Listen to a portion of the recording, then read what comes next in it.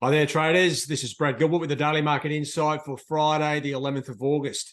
All right, now we've come out of the US CPI numbers, right? Bit of a disappointing outcome because we didn't get the variation in the number to really trigger a move, right? Neither strength nor weakness as such, and that creates a bit of a situation where you may experience performance anxiety, even though you probably haven't had a trade.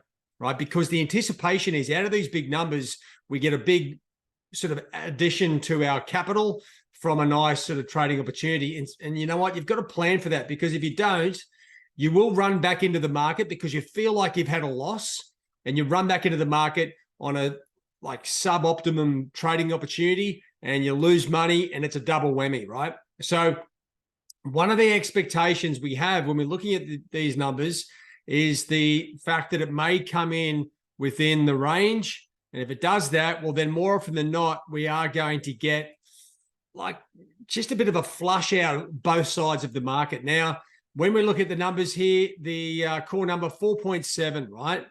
Now, the expected outcome was 4.8. So you'd think straight away off the bat, it's a little bit weaker. Okay, the dollar falls a touch, but really it's within the range, right? And pretty close to it. We were looking for something outside 4.6 or above 4.9. We didn't get it. The opportunity at that point is over, right? And you've got to know that, because if you don't, you start looking for things going, oh, I've got to trade. This is the US CPI numbers. The fact is, you know what? The numbers came out as expected almost, and you move on to the next opportunity. And you've got to do that pretty quickly.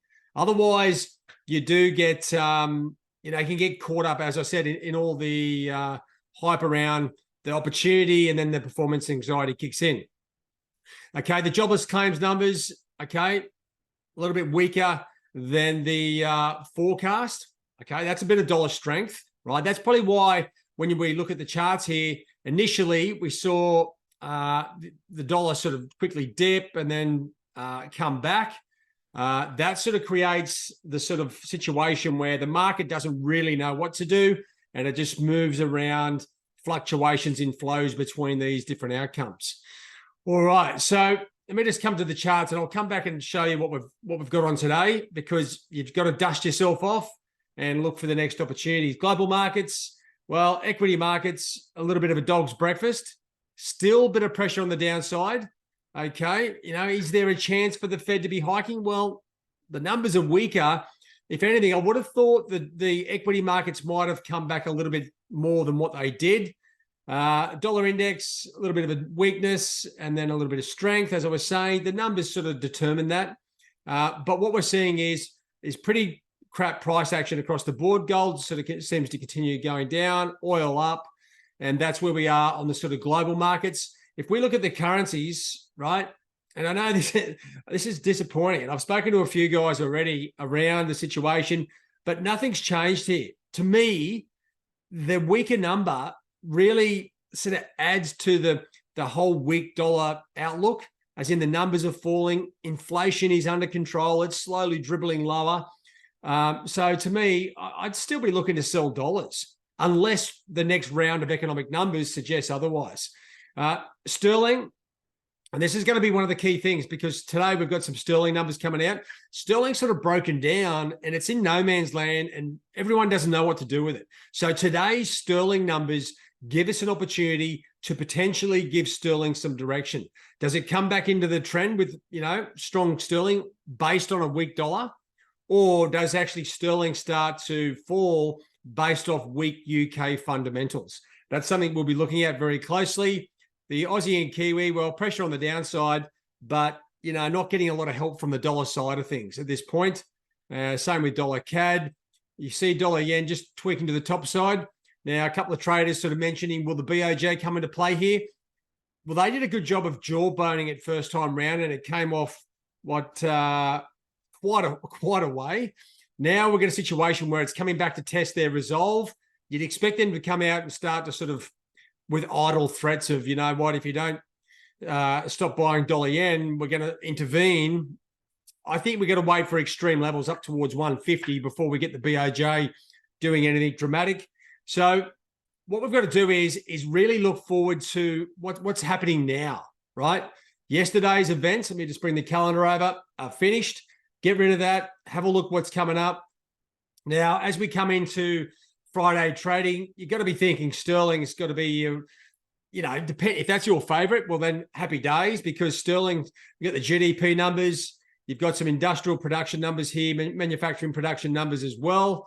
And then it rolls into the US PPI numbers there as well, right? And the University of Michigan prelim numbers down the bottom there, they're worth a look as well. But sterling is your thing, right? So just follow the market. Excuse me, just get something stuck there.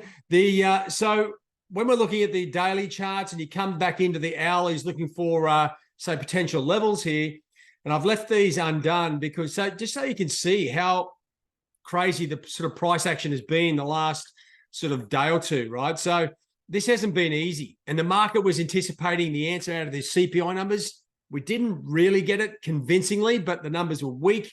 I would start to think that, and look at the dollar index there, up through resistance, down through support, dollar yen up top side. Like none of this has been easy, right? Over the next 24 hours, I'd expect the dollar to start drifting lower.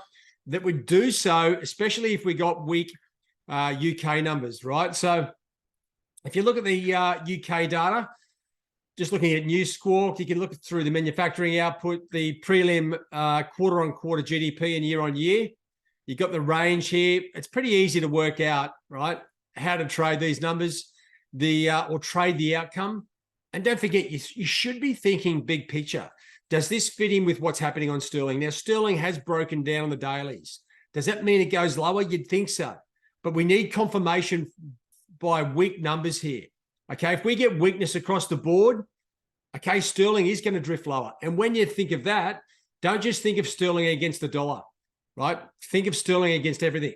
So if you come into the, say the sterling crosses on a daily perspective, okay, you got sterling Aussie up, sterling Kiwi up, sterling yen up, euro sterling sort of, well, that's actually sort of not doing too much, trading sideways. If anything, sterling Swiss down and sterling CAD up. So we've got some clear trends here, right? And then you can come into the hourly charts and really sort of piece together some entry levels around the shorter term hourly trend lines, right? So that's what I would be doing, right? There's no need to dwell.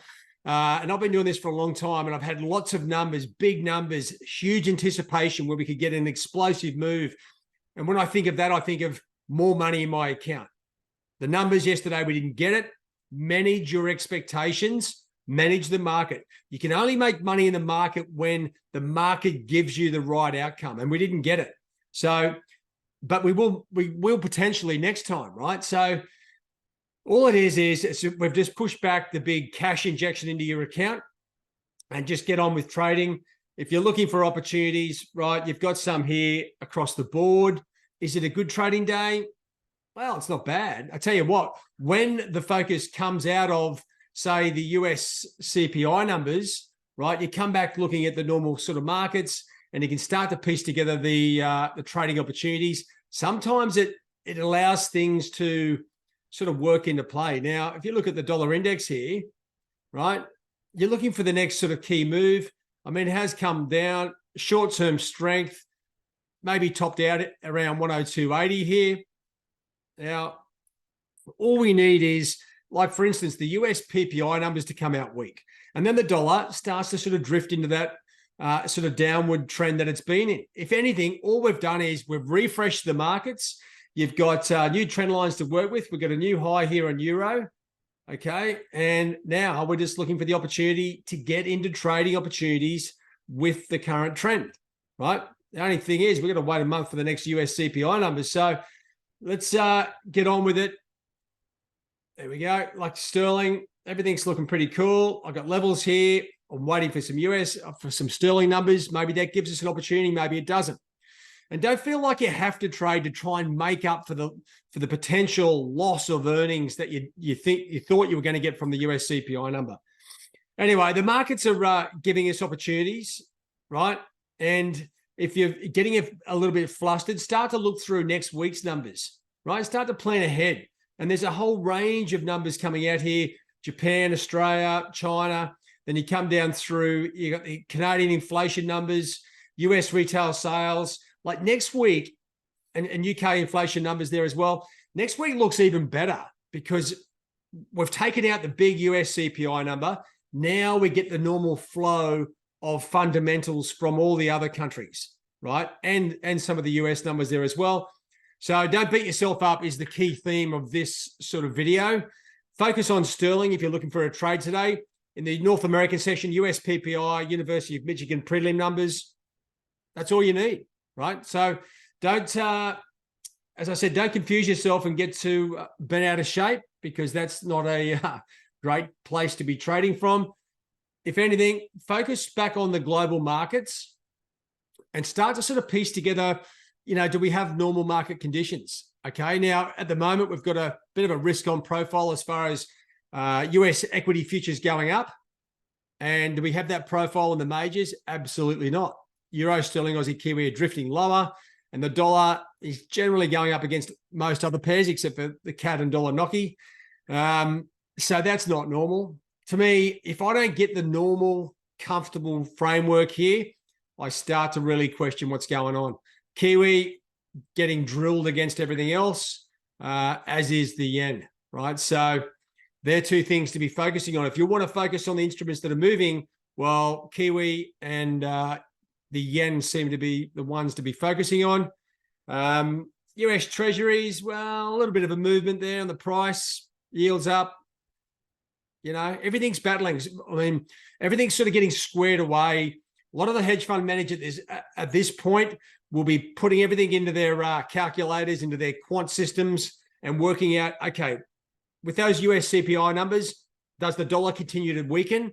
Or are we looking for a return to the Fed raising rates? I think the earlier version, the dollar, we'll really get a good look at the numbers here now. Next week in particular, well, the PPI numbers today in the US, next week retail sales figures. If we start to see these numbers falling off, well, then you can expect the next CPI to be lower and the market will already move with that. And that's where we get the weaker dollar across the board and vice versa if we get stronger numbers. Anyway, guys, it's there's not a huge amount of hype now. If anything, there's a huge amount of disappointment across the market as everyone takes a sigh or big deep breath and goes, you know what a bugger that the numbers didn't come out extremely weak or even extremely strong. Both outcomes were going to give us a good trading opportunity. As it is, we're back to normal. Refocus on where the current trends are and try and piece it together. All right, guys, have a good one. All the best. Remember, do better, do simple better. All right, cheerio.